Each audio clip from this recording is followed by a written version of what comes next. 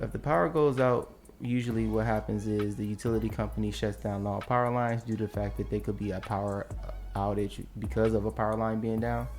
So let's just say there was a storm, that utility company most likely will cut off the utility power, which means if you're only on the utility grid as a backup, as using that as your way that you're storing your power, that means your solar system is going to go down as well.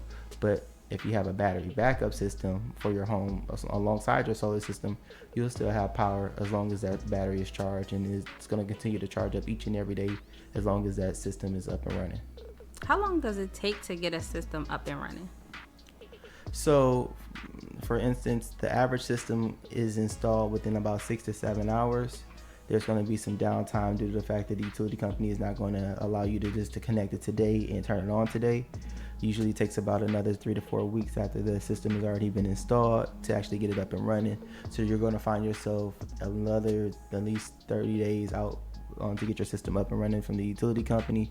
So in essence, you'll be about 6 hours to get it installed, and about another 30 days to get it actually turned on from the utility company and commissioned. What kind of maintenance is needed?